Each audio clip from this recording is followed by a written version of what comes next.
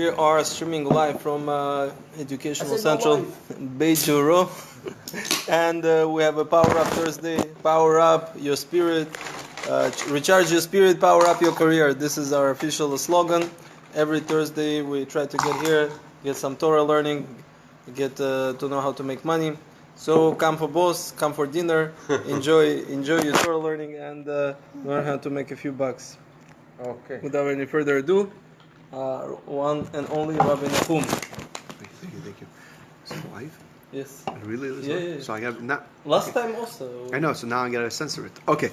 So yes, I am censoring this. Yeah. Okay. Let's see where this goes. The question was asked about Beit Yosef. As the guys are in the chat, we do have a chat in Halakha, and the question was asked about Beit Yosef and the Sfaradi in the Beit Yosef. So to talk about it, to discuss it, and to see exactly where a person should hold, what should hold, or what should not be done. So let's discuss a little bit of exactly what has become known as Beit Yosef. I always like to start with a story that shows a little bit of where people are holding on a certain subject. So the following story sticks out of my head when I talk to a regular common person about Beit Yosef. Okay, one time I was giving a class. I was giving a class to I don't know what called elderly people. They're not elderly, just older than me. They were at the time in their 40s, okay? And these are regular married men with, kids are older and whatever, 40s, 50s. And the class was going very good. And then we have Arbit right at the end of the class. So right before Arbit, there's always those extra guys that come into the shul that are waiting for Arbit, So they're sitting there on the side for 5 minutes, whatever, waiting for Arbit. And some of them will actually sit in the class. It's fine, okay. So as we're getting towards the end of the class, a few guys are walking in. One guy came and sat. This guy's also in his 50s. And I don't know how it got in, but somebody mentioned something about meat and, about Beit Yosef, kind of similar to what the questions that we're asking about. Should we get Beit Yosef? How strict do you have to be on it, whatever it is. All of a sudden, this guy who just walked in, and he was a person who's known not to keep his mouth shut, let's put it the nicest way. So all of a sudden he goes, no, there's no such thing as a Beit Yosef. And all of a sudden, whoa, this guy and of course, this is great. This is very juicy. Now we got some nice argument. Now it's not like this guy was known to be a guy who knows anything, but when you talk very, very, very confidently and strongly, so it sounds like you actually know what you're talking about.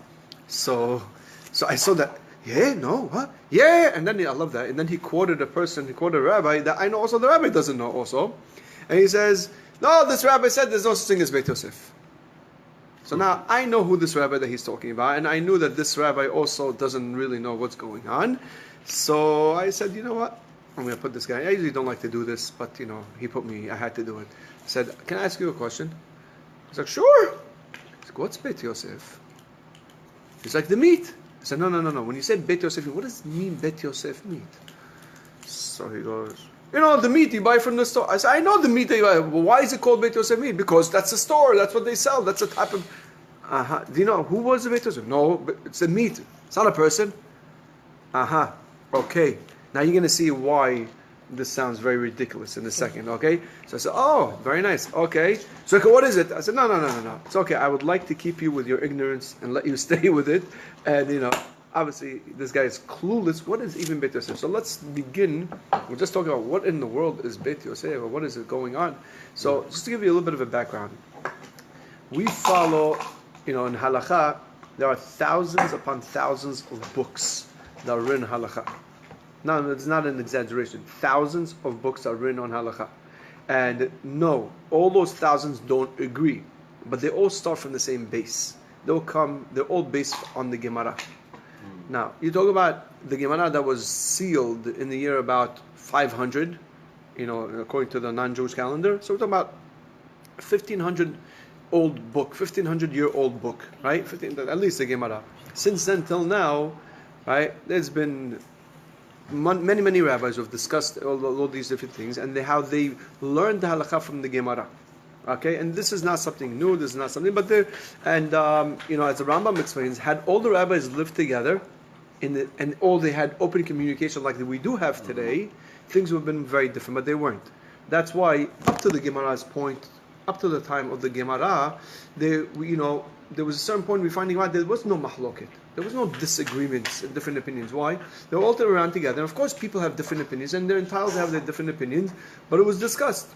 So, for example, this last story that I just told you, when this guy says there's no Beit Yosef, I'm here, and I say there is Beit Yosef, and let's discuss it. So once I see that you don't know what Beit Yosef is, your opinion is not an opinion even, right? You follow? Now let's talk about two rabbis that do know what they're talking about, and one says, this is permitted, and I say, no, this is forbidden. And we could talk. I'm here with him. I say, why do you say it's permitted? And he says, I said, oh, interesting. Well, what would you answer to this? And I'll explain why I say it's forbidden. And let's come out. We'll come out. At the end of the day, one of us will come out, right? We'll come out with the bottom line where either I'll agree to him or we'll both agree that we're both wrong. We could discuss with each other. The Rambam explains the Jewish history didn't allow us. Up to the times of the Talmud, of the Gemara, everybody was around each other.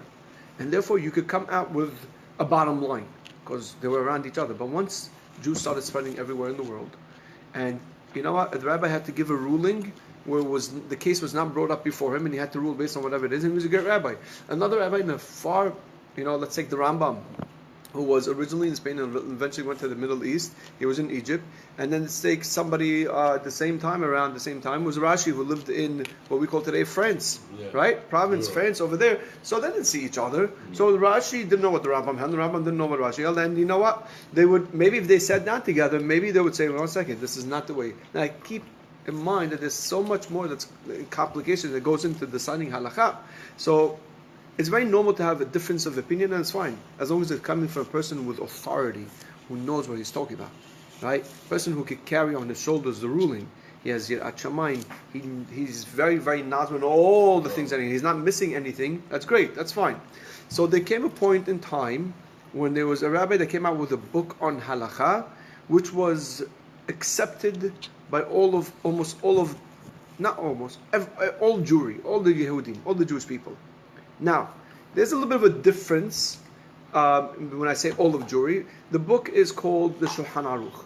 It was written by a great rabbi named Rabbi Yosef Karo, who lived in the 1500s. Exactly when he was born, 1488. He was 4 years old when it was 1492, when he left Spain on his way to the Middle East, going away from the Inquisition. Got into, guess where? Cairo, Egypt, right? That's the name Cairo, right? He got into Cairo, Egypt when he was about 4 or 5 years old, and eventually he moved to Eretz Israel in the city of Sfat. That's where he's buried till today. He wrote a book called the Shulchan Aruch, which somehow or another in Shamayim they wanted it, and is accepted by all of Jewry. The Ashkenazim felt that the Shulchan Aruch's rulings are based more on Sephardic opinions. So their greatest rabbi, who was very, very young at the time, his name is Rabbi Moshe Israelis with the Ramah, wrote a commentary on the Shulchan Aruch instead of writing his own book and saying, we hold this way, you hold this way. No. He basically, wherever he commented on the Shulchan Aruch, they said, no, we do it different in our side of town. So the Ashkenazim follow that pretty much. And otherwise, the word of the Shulchan Aruch is accepted. Now this author, Rabbi Yosef Karo, who wrote the Shulchan Aruch, wrote a book called the Beit Yosef. In this book called the Beit Yosef, it was a commentary on a different book on halakha called the Tur. And in this Beit Yosef, he goes through the words of the Tur, how he brings halakha, and he covers every practical halakha. He doesn't talk halakha, for example, of korban. Right? He doesn't talk about it because we don't have korban nowadays yet. Yeah. When it does, maybe he'll write it. But right now he passed away and we didn't get to it. So he talks about every practical halakha that we find on any subject, anything in Judaism, in life, he discusses at the Tur. And the Beit Yosef came and he basically brought where the sources of the Tur were. Where does he get it from? And he brought all the other opinions on it. And he added his own commentary, his own opinion on explaining different subjects. So this is the book called the Beit Yosef. We got it. This is the Beit Yosef. So when somebody says, what's the Beit Yosef? It's not a piece of meat. Okay? The Beit Yosef is a great book. It's one of the best books that we have. Probably the premier book in halakha. And then the Shulchan Aruch is the bottom line. It's more important to read the Beit Yosef than the Shulchan Aruch. That's how I'll tell you. Anybody who learns halakha. Right, but the meat we all know. Yeah, so Hashem made that everybody should keep the meat, so we should know who the Beit Yosef is. Shulchan Aruch, everybody knows Shulchan Aruch. Right. Huh? Shulchan Aruch, right. Yeah. So Baruch Hashem. So the Beit Yosef, so Baruch Hashem. So that's the Beit Yosef. That's a commentary of the Beit Yosef. Okay, we're going to talk about the meat soon. Just want to give a little bit of background. What is the Beit Yosef? Oh, so far we're good. Next. The separate book. Yeah, it's completely separate books. Yeah, the Shulchan Aruch is bottom line. Yeah. This is what you do. Forbidden, permitted, forbidden, permitted, must. Mm-hmm. That's how it works. Beit Yosef is not like that. It's much bigger. because it's a whole commentary. Oh. Right? This opinion that says this, he bought it from here, he based it on this Gemara, some argue on that, and it's a whole big comment. It's very, very big. You know, the Shulchan Aruch, if you were going in speed, not talking about understanding, just reading, the Beit Yosef is probably 20 times bigger than the Shulchan Aruch. Like Gemara. Much more than Gemara, because Gemara is also very, Yeah, I know. right, you're right, and there's more commentaries on it. Okay, so this is the Shulchan Aruch, so far, and the Beit Yosef. Well, Baruch Hashem, so we know what the Beit Yosef is. Now let's get to the subject at hand. What is the meat that's Beit Yosef? And how did the name develop? We'll talk about it in a second. Give me a second, I will sip my tea now. So far, nothing controversial, right? Good. Baruch Hashem. Okay, next. Let's talk about animals and korban and shahita and everything else. So last week's parasha today, was a Torah. Where the Torah spoke about kosher animals. There, the Torah speaks about kosher species. Now, in order for us to take an animal that's alive and to have it on our plate to be able to eat it, you need three main things. You need three things on your checklist you have to go through. Number one, it has to be a kosher species. Good. Number two, it has to be prepared in a certain way. Number three is that during the preparation, we don't see anything wrong with the animal that can render it as invalid. I'm being very vague and very specific at the same time. Very vague, and I'm not using terminologies yet, but these are the three things. Again, it has to be a kosher species. That's number one. Number two is we have to have a kosher preparation. And number three is we have to make sure that after the preparation we see that there's nothing that invalidates this animal. This is what's on halakha. Each one has a different name. The first category, the first criteria is basically what makes kosher animals not kosher animals. The Torah says very clearly there are 10 animals, only 10 animals that are kosher. I'm not talking about birds. I'm not dealing with birds. Birds is a different subject also, and fish is a different subject. Okay, we're dealing specifically right now with animals. There are only 10 animals that are kosher. 7 of them are wild animals that nobody eats really. For example, deer, giraffe. It's kosher, yeah, right. So somebody says, "Well, you know why we don't slaughter a giraffe? Because it has a long neck." That's so not true, because it's easier to slaughter if it has a long neck. And when you know shahita, will tell you, right? The longer the neck, the easier to slaughter. You can't miss. But the reason why we don't slaughter a giraffe is very simple. I asked somebody, could you look up how much a giraffe costs? I think it came out to about $70,000. Oh, the price of a giraffe. Now imagine you saw it doesn't have to be kosher. And if it does come out to be kosher, how much will it cost?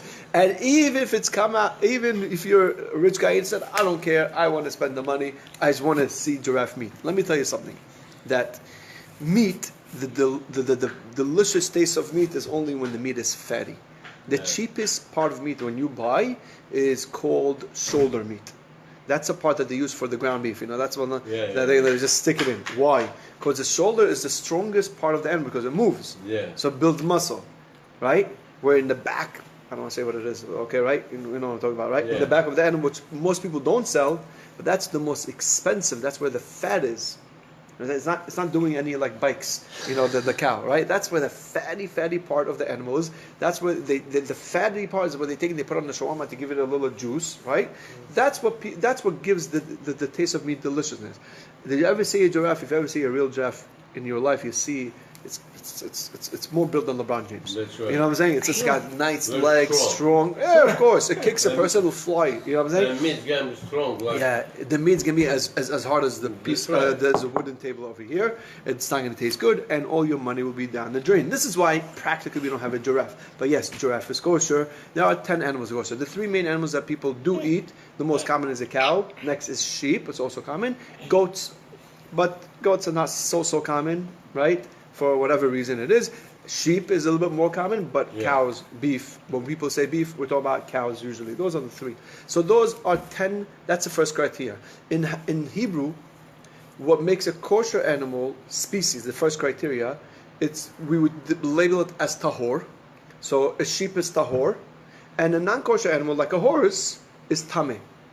Right? So a pig, we all know it's no good. But we categorize in this first category, it's not kosher because it's tameh. Same thing with a camel or a rabbit, whatever you want, right? As long as it's not one of those 10 animals, it's called tameh.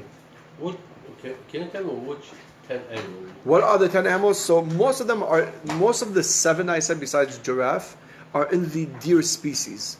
It's all the deers with different horns. Oh, yeah. And the 3 I listed for you already. Okay? The bull and the cow is all the same family also. Okay, but the other ones, different types of horns, will give it different names. It's it's in Hebrew, it's almost yeah. So all these things. So far so good? Yeah, okay, next. Okay, so I'm coming and I want to be able to eat meat, right? So I'm going to look at the animal, I'm going to check the animal, it's tahor. Oh, it's a cow. Let's take the easiest thing. A cow, most common, beautiful. Cow is good. Can I eat it? No, not yet. It's alive. Right? We did the next step. No, seriously, maybe you can just shoot it and eat it. No. You have to prepare it in the right way. That right way is called shahita. Famous shahita, slaughtering. Now, slaughtering, there's a lot of halachot of how to slaughter. And who could slaughter. And how they could slaughter. Right? Meaning to say, if you could have the biggest tzaddik, he doesn't know how to slaughter. For example, I'll give you an example. This is in shahita, one of the things that you have to do is, nobody should, by the way, what I'm saying right now about shahita, nobody should think that, I heard the rabbi, I can become a shahid. There's a whole list of qualifications, right? For those who are listening also on the tape.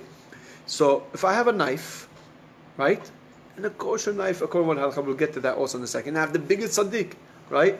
But he takes it and he slices the animal the way we slice an apple. How do people slice an apple? Do you ever notice? You chop it down. The way you slice a carrot. You don't slice, you're actually chopping. That would be pasul, that would disqualify the animal. Even though you could be the greatest rabbi and your beard literally touches the floor and it's white, right? We don't care. At the end of the day, you're not doing according to halakha.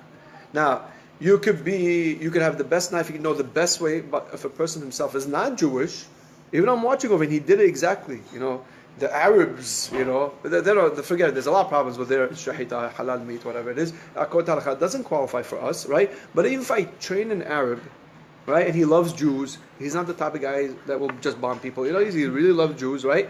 And he'll slaughter the animal right in front of me. It's not qualified. It has to be the right person. There's a lot of halachot of shahita, very, very complicated. It's not our main discussion right now. It's not for our discussion, but we just wanted to point out that you must prepare the animal in the proper way. There's got to be nothing wrong with the knife, nothing wrong with the person also slaughtering, and nothing wrong with the actual slaughtering itself. It has to be done according to halakha. Good?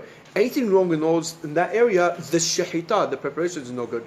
Now, what makes the second criteria, what makes the animal valid and invalid, the terminologies, we already spoke of what makes it valid and invalid, but the terminologies are used for it in halakha would be kasher, or nevela. So Torah says, Lo tochelu kol nevela, do not eat any nevela, which everybody says it's not kosher. You're right. Kosher, the word kosher really means preparation. It was not prepared properly, right? So we just, it's become a kosher word. Like even in English, there's a slang kosher. Go look it up on dictionary.com, right? Kosher means everything's okay, man. It's all kosher, man. That's what it is, right? That's okay. Now, kosher, right? It means everything's okay. So, but in halakha, kosher is, it is everything's okay. But if it's not okay in the slaughtering stage, in the second criteria, then it would be called a nevela. That means it was not slaughtered properly. Either it was shot, or something wrong with the knife, or the guy who did it was not a Jew, whatever it may be. It was not slaughtered properly. Good? Mm-hmm. Next. The next criteria, and this is really where we get to the Beit Yosef meat. The reason why I spoke about the others, even though they're not to do with Beit Yosef, I wanted to eliminate what people think might be Beit Yosef. What I just spoke about till now has nothing to do with Beit Yosef meat, and I want to stress at this point. The term Beit Yosef meat is not a halachic term, it's a market term. As we'll soon see where it was developed from. This does not mean that the concept of eating Beit Yosef is only a marketing thing. That's not true. But I'm just telling you the terminology only is a marketing term. The halakha is true, but the terminology is a marketing terminology. You follow? Yeah. Right? Q-tips. Everybody know what Q-tips are? Yeah.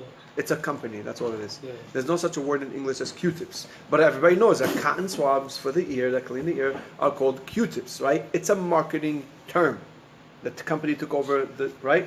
But the concept does exist. There are things that clean your ears, cotton swabs that clean your ears. So Q-tips is the same thing. Beit Yosef is kind of the same thing. What people call Beit Yosef meat, it's a market. But the halakha is true. And that's where we get up to the third criteria. So now I have the kosher animals. I got my cow. I slaughter, I got the greatest shohet. He's got a good knife, he knows his halachot, he's trained, he's got a semicha, he slaughtered it, beautiful. We have a kosher animal. It was slaughtered properly. Can we eat it? Not yet. Now, according to the Gemara, we need to make sure that this animal has no blemishes, no defects in its body that will render it, according to halacha, dead within a year. You follow? Render it according to halacha, dead within a year. Yeah, this is a big, big thing. This does not mean to say that, hey, look, it survived more than a year, must be good. No. According to halacha, this should have died. It didn't die, it was an exception. You follow? But the halacha says if it has one of these things. Now, you know how many problems an animal could have after slaughter that we technically have to check for? Take a number. 70. Beautiful. Yeah, I know, it's okay. Want to sound good, no? Okay? 70 different problems that the Gemara lists that could be wrong with the animal and everywhere. It could be the layer, the membrane of the brain, it could be in the stomach, it could be in the lungs, it could be everything. Why are we only familiar with the lungs? And that leads us to the next thing. So technically, when I slaughter an animal, technically I have to check for 70 different problems. Right? Now let me tell you, nobody checks for 70 different problems, not because it's an Ashkenazi or Sfaradi thing. No, that's not why. What happened is, the Rishonim spoke about something called the Hazakah. Not our subject, a very big subject to get into, and definitely you need more background for this, but that the animals in general are okay. All the 70 problems don't really, in general they're okay. And unless I know of a problem, I have to look for it, because in general it's okay. But there's one problem that we see that's very, very common, that it does come up time and time again. And therefore we can't assume it's okay, we have to make sure it's okay. You follow? From all the 70, yeah, go ahead. Well, my town, we actually have a rabbi, he did shkita. Right. We don't have a separate, person for that. They always check brain, lung, and the liver. That's it. Okay. Like I told you, the halakha brings down that you don't have to check for all the 70, because we assume that they're all okay. But if I know that I have a cow in the backyard and I'm waiting to eat it, right, and I see that an animal attacked it, right? An animal attacked it, maybe it damaged something, then I have to check. Where I see because now, in general it should be okay, but now that I see it got hurt, so I have to check in that area where it was attacked, or maybe I have to check for all these things. When I see that they're fine, there's no problem, there's no internal damage from the 70, then it's fine. But in general, I have to assume that there's a problem. You follow? Now, if it comes up that somehow or another we're discovering in the animals that we're slaughtering that there is a problem, that there's something wrong with the animal, and besides the lungs, we'll get to the lungs in a second, besides the lungs, then yes, we do have to start checking for those other things. Okay? So let's assume now all the farmers are telling you, listen, there's this disease spreading that affects the legs, the upper part of the leg, closer, to the buttocks, right? So over there, that can make the animal terefas. So guess what? From now on, everybody has, when they do slaughtering, not only they check lungs, they have to check over there, which is what happened in the case of chicken. But that's not our subject. But till today, people check the legs of a chicken, right? The good kashrut companies, not every single one, but the good kashrut companies, they like, because we do find a lot of problems in the upper part of the leg of a chicken. But again, that's a side point. But in general, you don't have to. You follow? Okay. Unless you see a problem. So let's come back. So the lungs, the Rishonim, the rabbis, the early generations from 1,000 years ago already said, besides the lungs, everything else is okay. But the lungs you have to check for. Good? Oh, beautiful. So the lungs we have to check for. What are we checking for the lungs? There's a hole inside, no? Oh, wait. We didn't get to that yet. No. Now this subject is what brings us to the famous Beit Yosef. There is an opinion called the Rashba. This rabbi lived in the 1300s in Spain. I believe he lived in, there's Madrid, what's the other famous city? Barcelona. The Rashba lived in Barcelona. The Beit Yosef, who was Shulchan Aruch, writes about the Rashba. Beit Yosef, remember, lived in the 1500s. He lived in the 1300s. Rabbi 200 years ago says, the Sfaradim, one of the greatest Sephardic rulers was the Rashba. His name is Rabbi Shlomo ben Aderet. Good? He was I guess we would call him the chief rabbi in his time, and hands down the greatest rabbi in his generation. There's no question. Even the Ashkenazim recognized him as great. And in his time, there was another great rabbi from the Ashkenazim named the Rosh, who originally lived in Germany and eventually moved to Spain. because a lot of pogroms going on in Germany. He was forced to leave. So here you have the greatest Ashkenazi authority living in the country, where the greatest Sephardi authority, both of them in the same country, not in the same city, but in the same country.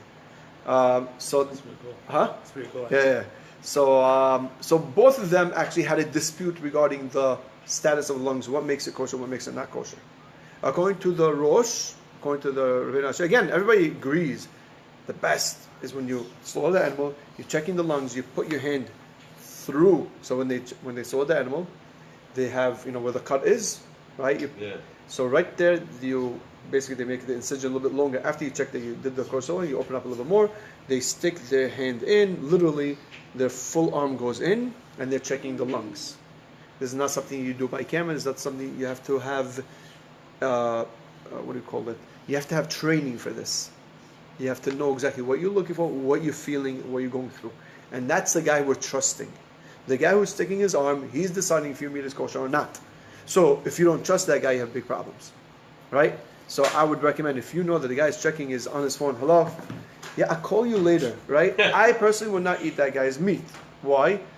Maybe kosher, maybe not kosher, I don't know. But I'm relying on that guy's ruling right there. Right? You have to concentrate and know what you're doing. You're not looking at it, you're feeling it. And not only that, as you're feeling it, it could be a problem. If you're not concentrating, you could get rid of the problem without realizing you got rid of the problem. You follow? So what they're feeling is the lungs. Now we have 2 lungs over here, right? I'm sorry for so my muscles are flexing a little bit. This is natural, what I'm saying, Okay, anyway, but they have 2 lungs, okay? These 2 lungs are by humans. By animals, there's 5. Yeah. There's 5 lungs. 3 and 2. Good? And each one is called an una. Okay? Aleph, Vav, Nun, He. And you're checking through your hand, you're running through it to make sure that there's no something called a sircha. What is a sircha? Again, these are Hebrew or Aramaic terminologies, and I cannot translate it in English. It will definitely ruin its meaning. Oh, let's look it up on Wikipedia. What's sircha? Whatever it is, it's translated in English, and this is what you have to know in halakha. There's a lot, and what I'm telling you is very, very shallow in explanation, but it gives us a little understanding of what's Beit Yosef, what's not, right? But like I said, nobody should go and slaughter their own animals to check their inside. Okay, so this is not the type of class, not meant for it. Okay, and if you do, I'm not eating that meat. So they're checking for a sircha. What's a sircha? Sircha really, if I had a picture, that's what I wanted to look at. I don't have the book here. I have it in my house. From my house? No. Try it. What's Yeah, you have it in Hebrew. I'm not gonna be able to pick up pictures on my phone. My filter doesn't let me. Baruch Hashem. What's it called? Sircha. So I don't know how you're gonna explain it. Do you have Hebrew or no? Yeah. Put me the Hebrew with your keyboard now. Maybe we can get a picture for a second. In any case, let's come back. So basically, it's like a tissue or like a nice. Sorry guys, hold on. We'll take a commercial break. Anybody want to sing? Advertise? Rabbi Chaim, want to advertise for other classes maybe? Yes, this Sunday, while Excellent. Rabbi Nahum is Yes. looking up Sircha, this Sunday we're going to have a major event for women here at Beit Juro at 1 o'clock. We are planning to have Rabbi Binsky, who is a rabbi in the Russian community here, is a guest speaker. There will be Tehillim reading, there will be good food, there will be good company. So all the women, all the women are invited this Sunday at 1 o'clock to come and join the party, join the Tusovka and 15 over, right? Woman. No, all the women, yeah. It doesn't matter which age. No, doesn't matter. No security at the door, and no need to show ID. No face control. No face control. You could come and enjoy the party. I don't feel safe coming to such a class. I'm kidding. Sorry, no bombs either. Don't worry, guys. Okay. So unfortunately, it doesn't have it. Maybe I didn't write it. Yes, let's try this one. Hold on. It's okay, we understand what you mean. The small things in the lungs. No, I know, but I want. Don't they usually blow up the lungs? No? So we don't do that. The Sfaradim don't do that. The Ashkenazim do. There's opinions that Next Ashkenazim question. do it. Are we Okay. allowed to eat? Is the lung healthy? Eat the lungs or not? You're gonna give me 1 second. I'm sorry. Can we eat lungs? I don't like to answer if I'm not concentrating. I'm sorry. I just nothing against it. I'm sorry. Did they do Beit Yosef in Kuba or? I don't know. Let's first find out what's Yes, Beit nobody Yosef. will let you into. They're not opening it up. It's good that they should time. It's a really big step. Yeah. Okay, Biktsur. I mean, I'm sorry, I don't have a good picture here that I could feel would explain it properly.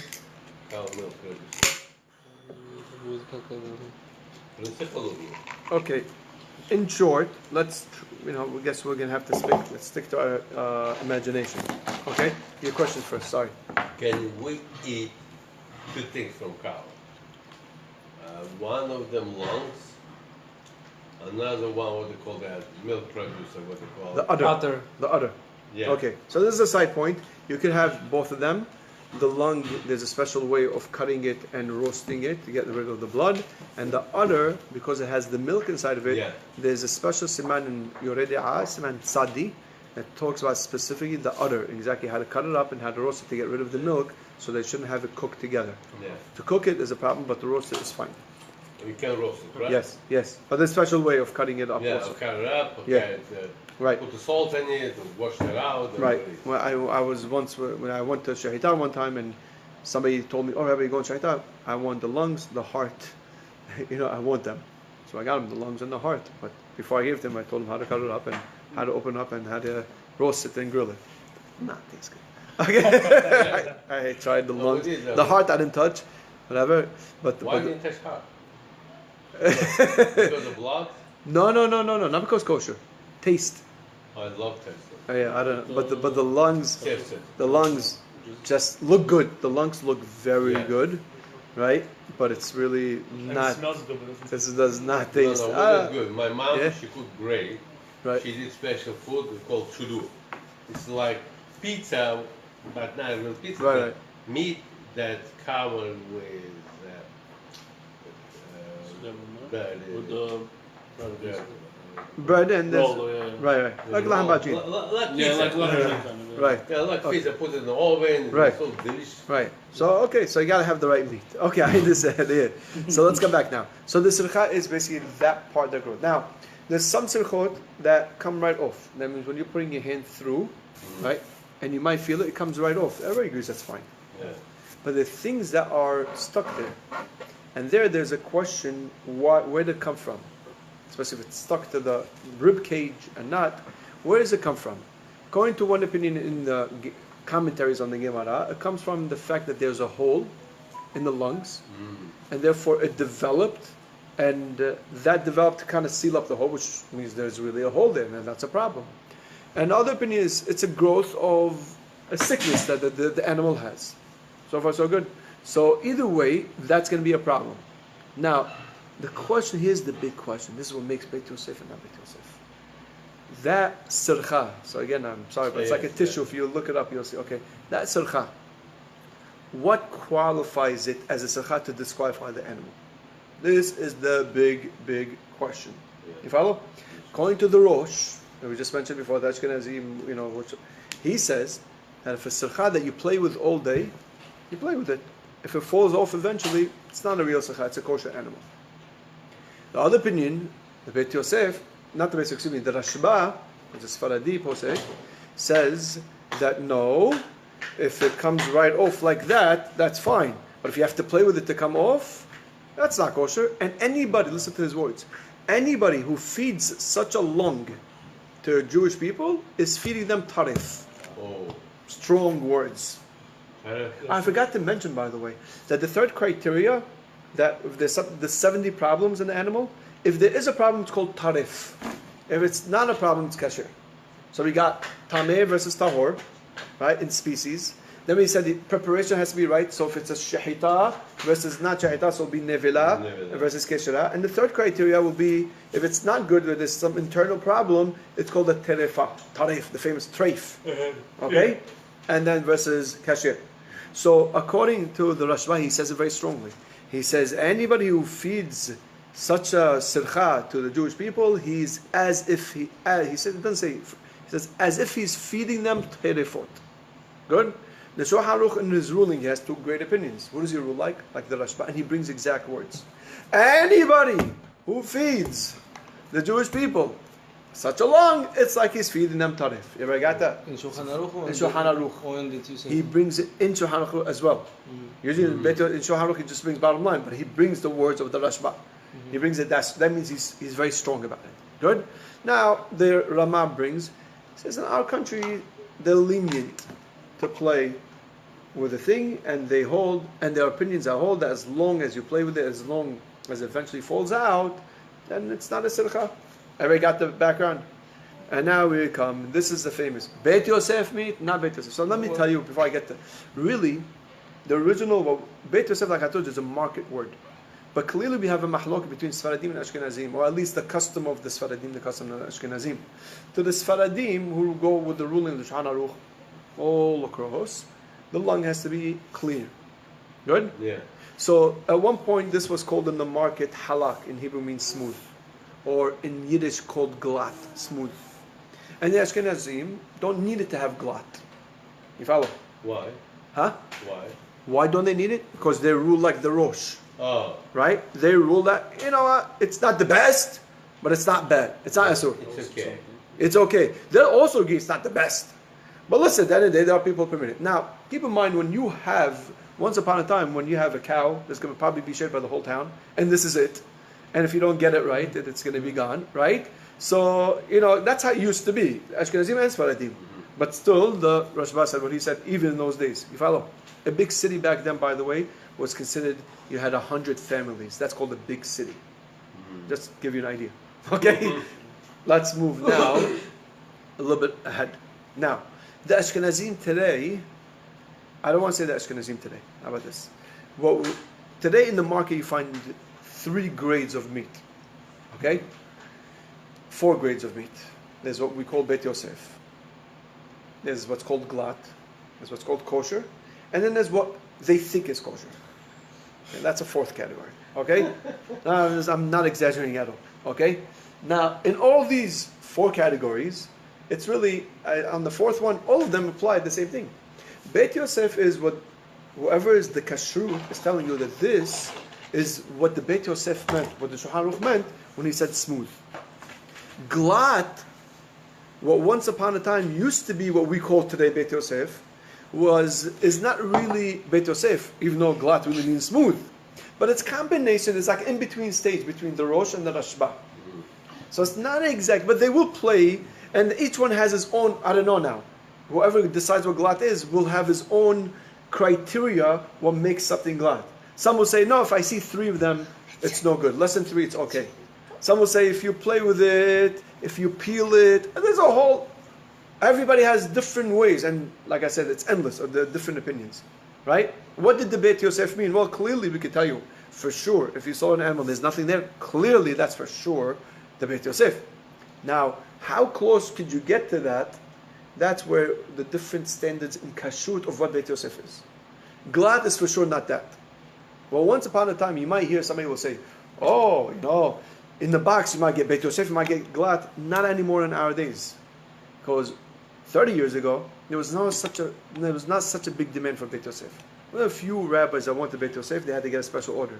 So therefore, a guy could slaughter many animals, let's say 100 animals a week, right?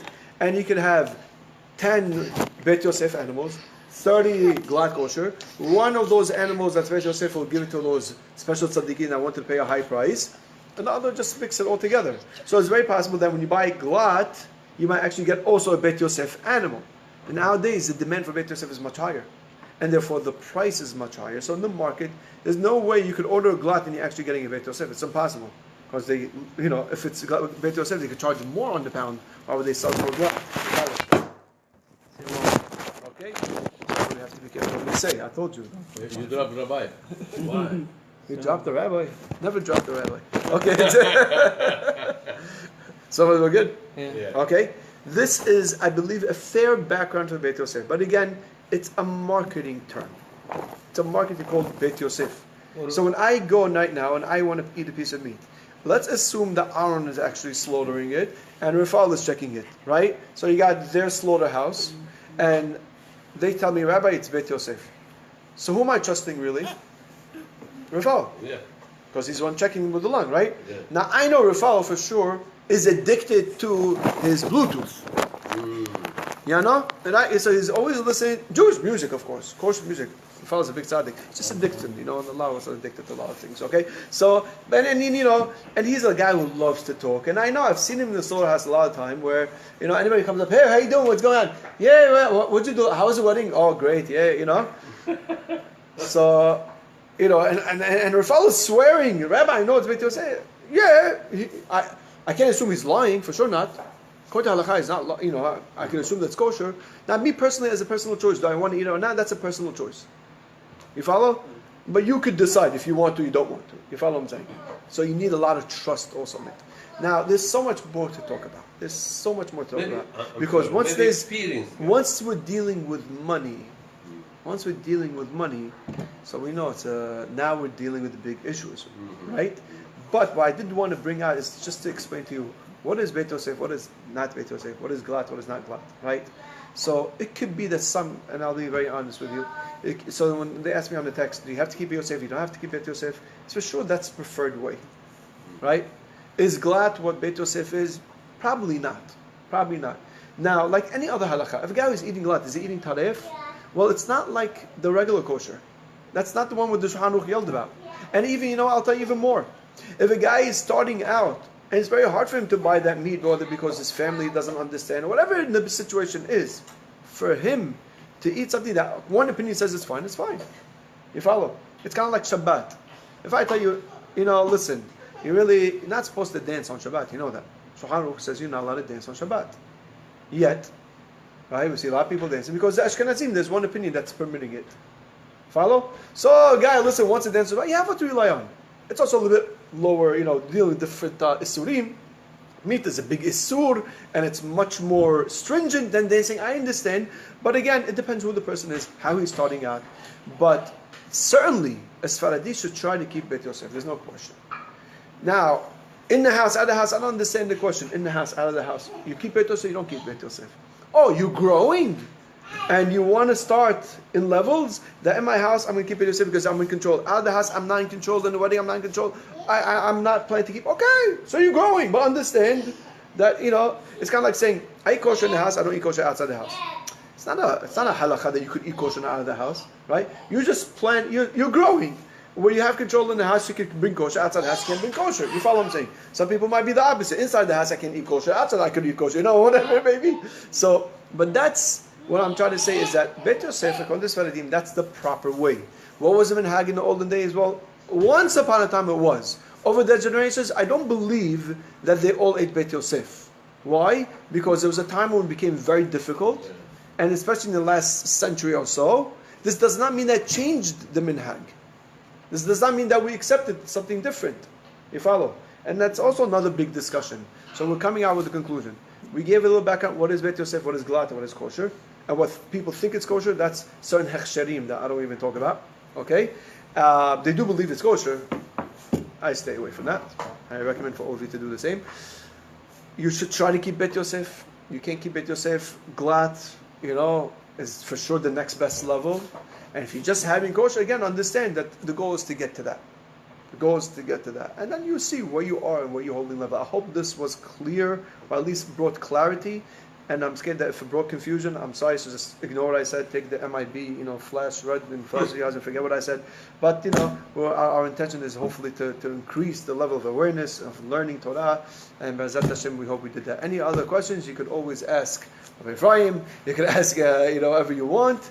And, we're okay from that. I don't want to discuss it more because it could get too sensitive. Maybe another class we'll do part 2 and we'll bring an animal. Just kidding. A giraffe. Okay? We'll take 2 quick questions. I really have to run to the next class. Go ahead. Oh, one question. First. Yeah. Well, okay, the chicken or the egg? I don't know. That's a very... You heard the question? What came first? Chicken or egg? How am I supposed to know that? What about No, I'm kidding. That's just the way I ask him. Which one came first? Beit Yosef or not Beit Yosef? What do you mean? What came first? Was always Beit Yosef until they said this is linear? So all the Jews in Spain were for sure keeping what we call in the market today called Beit Probably Yosef. before that. Huh? Probably before Beit Yosef became big. We don't know. I don't know. I'm saying whoever discussed it. Right? When the Gemara says Silcha is no good, we agree it's no good. Question is, what makes it a simcha? You see that? Yeah. What makes it a simcha? It's like I tell you, it's like anybody who's bad is not allowed to get an aliyah. And what makes him bad? Oh, okay. So it became a decree that this is the way to Not a decree. Oh. The Gemara says silcha is tarif 100%. Even the Ashkenazim will agree is silcha is tarif. Question is, the disagreement is what makes a silcha a silcha. Oh, okay. You follow? Yeah. Yes. Question? No. Okay. I got one. Rabbi, I'm sorry. You had a question. The other Rishonim that talk about it, just There's a lot of Rishonim, of course. So- But the main are these two that the Beit I'm Yosef saying one. the Rif and the Rambam they talk about it. Or no? Not really so clear as they did.